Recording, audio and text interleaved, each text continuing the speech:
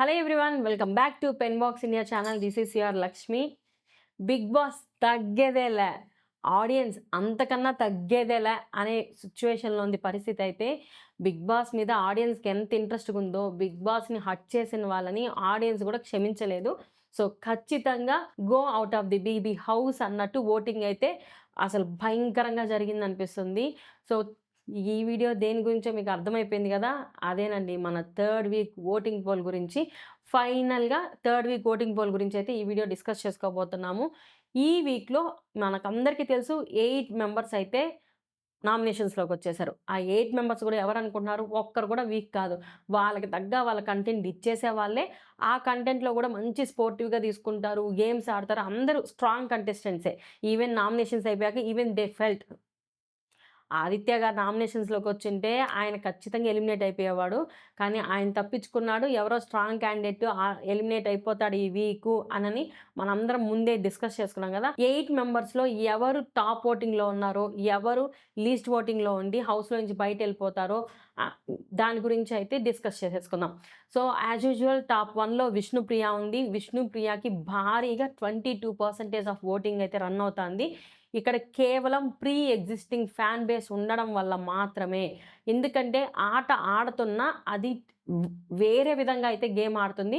ఆ ఆటతో అయితే ఎవరినైతే ఆకట్టుకోలేదు. కానీ బయట ఉన్నటువంటి ప్రీ ఎగ్జిస్టింగ్ ఓటింగ్‌తో అయితే తనకి 22% జమైపోతా ఉంది. అండ్ సెకండ్ ప్లేస్‌లో మణికంఠ ఉన్నాడు. ఈ మణికంఠ ఓటింగ్ అయితే ఫస్ట్ 2 డేస్ పడింది కదా ఓటింగు. అదే కేవలం కారణం సింపతి, సింపతి, సింపతి. సో, ఆ సింపతికి, ఆ ఏడుపుకి, అసలు అనవసరమైన దానికి హౌస్ మొత్తం గబ్బు గబ్బు చేశాడు. అయినా గాని ఆ ఏడుపు కన్నా ఓట్లు పడిపోతాయి కదా మనోళ్ళు. అలాగా ఆయన 17% ఆఫ్ ఓటింగ్‌తో ఉన్నాడు. థర్డ్ ప్లేస్‌లో ప్రేరణ ఉంది. ప్రేరణకి కాన్స్టెంట్‌గా 11-12% ఆఫ్ ఓటింగ్‌తో ఉంది. అండ్ ఒకసారి డేంజర్ జోన్‌లోకెళ్ళి మళ్ళీ థర్డ్ ప్లేస్‌కి గూడా వచ్చిందనమాట. సో, ప్రేరణ అయితే కాన్స్టెంట్‌గా థర్డ్ ప్లేస్‌కి స్టిక్ ఆన్ అయిపోయింది. ఆ తర్వాత ఉన్నటువంటి 5 members up and down, up and down అవుతున్నారు. ఏదైతే ఇప్పుడు నిఖిల్ ఫ్యాన్సు, సోనియా ఫ్యాన్స్ అయితే ఉన్నారో వాళ్ళు వాళ్ళ టీమ్‌ని బాగా గేమ్‌లో ఆడించినందుకు, బాగా ఒక రేంజ్‌కి తీసుకొని పోయినందుకు పృథ్వీకి ఓటేసినట్టున్నారు. ఎందుకంటే పృథ్వీకి మిడ్ వీక్ ఓటింగ్ పోల్ అప్పటికి గూడా 8% ఉన్నింది ఓటింగ్. కానీ సడెన్‌గా తనకు ఓటింగ్ అయితే చాలా ఇంక్రీజ్ అయిపోయింది.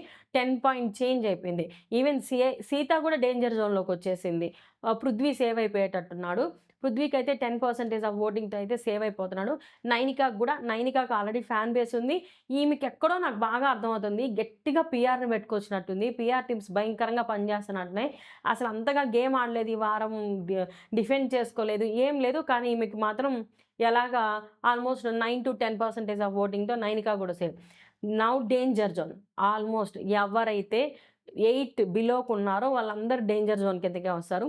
ఇందులో సీత, మళ్ళీ యష్మి వీళ్ళు ఇద్దరు డేంజర్ జోన్‌లో ఉన్నారు.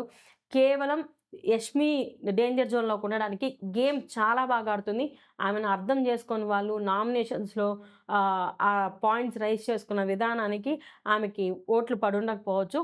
తనకైతే 8% ఆఫ్ ఓటింగ్‌తో ఉంది. సీతకి జస్ట్ 0.5 వేరియేషన్ అనమాట. 8.5తో బాటమ్ 3లో ఉందనమాట సీత. సో, ఇక్కడ మనం ఆలోచించేది ఎవరిని తెలుసా? అభయ్. అభయ్ ఓటింగ్ అయితే అసలు చీఫ్‌గా ఉండి, చీప్‌గా game Audi, worst player of the వీక్‌గా నిలబడి, నామినేషన్స్‌లో ఉన్నానన్న భయం గూడా లేకుండా అసలు ఏమి ఆడాడు, ఏమి ఆడలేదు ఆయనకే అర్థం కాల. ఈ వారం మొత్తం ఆయన ఆడిన ఆట ఏందంటే అది మూవింగ్ ద వీల్‌లో బ్యాలెన్సింగ్ ఆడాడు గదా! అది మాత్రమే. సో, దానికొచ్చిన పర్సెంటేజ్ ఓటింగ్ పర్సెంటేజ్ వచ్చి 7%. సో, 7% ఓటింగ్‌తో లీస్ట్‌లో ఉన్నాడు. అండ్ నిన్న, ఈరోజు గేమ్ జూసిన వాళ్ళు ఎవ్వరైనా సరే అభయ్‌కి ఓటేసే ఛాన్స్ అయితే లేదు. అక్కడ టీమ్ మెంబర్స్‌ని, క్లేన్ మెంబర్స్‌ని మ్యానిపులేట్ చేస్తున్నాడు గానీ, ఆల్రెడీ యష్మి, ప్రియరణ ఆల్రెడీ మాట్లాడుకునేసారు. మన టీమ్‌లో నలుగురు అబ్బాయిలున్నా నలుగురు వేస్టే అన్నట్టు బాగా క్లారిటీ ఇచ్చేసారు. అసలు చీఫే గమ్మున కూర్చొని డిఫెండ్ కూడా చేసుకోకుండా ఉంటే ఎవరికి ఇంట్రెస్ట్ ఉంటది గేము?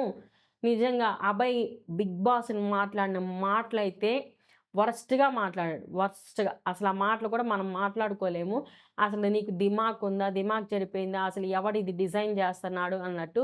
అది బిగ్ బాస్ హౌసు. అవి రూల్సు. ఆయన ఆడిన ఆట వల్ల ప్రేరణకి, యష్మి కాన్సంట్రేషన్‌గా గేమ్ ఆడారు గాబట్టే వాళ్ళకి అంత మంచి పేరొచ్చింది బయట. సో, ఇవన్నీ మనం నెక్స్ట్ వీడియోలో డిస్కస్ చేసుకుందాం. ఫైనల్‌గా హౌస్‌లో నుంచి బయటెళ్ళిపోవడానికి రెడీగా ఉండేది అభయ్. 99.999% కన్ఫర్మ్‌గా అభయ్ ఔట్ అయిపోతాడు. లేదు బిగ్ బాస్ నేను వీడిని టార్చర్ పెట్టాలి, వీడికి చుక్కలు చూపియాలని అనుకుంటే ఇంకొకరెవరో బకరాని ఎలిమినేట్ చేసి అభయ్‌ని పెట్టే ఛాన్సెస్ అయితే ఉంటాయి. అంటే కంటెంట్ వస్తుంది ఇతని దగ్గర నుంచి, లేదు సాదా సీదాగా వస్తుంది అనంటే ఏం చేయలేం. కానీ ఇక్కడ ఒక దగ్గర మీరు గమనించారా? ఇతను గేమ్ ఆడకపోవడానికి కారణం ఆపోజిట్ టీమ్‌లో తన ఫ్రెండ్స్ ఉన్నారనేసా?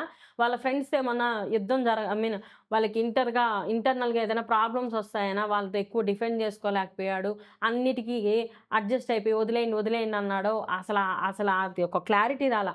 అంత యుద్ధం జరిగాక ప్రేరణ, యష్మి వాళ్ళు మాట్లాడలా వాళ్ళతో.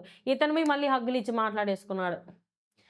ఓకే అండి. ఇది ఓటింగ్ పోల్ సిట్యుయేషన్ అయితే. సో, మీరు మీ ఫేవరెట్ కంటెస్టెంట్స్‌కి ఓటేసుకున్నారని నేను అనుకుంటున్నాను. ఏదన్నా మీకు ఈ వీడియో మీకు నచ్చినట్లయితే please like, share, subscribe our pen box India channel. మీకు ఎవరు ఎలిమినేట్ అవుతారో అని అనిపిస్తుందో కామెంట్ బాక్స్‌లో కామెంట్ చేసేయండి. Thank you so much. By by.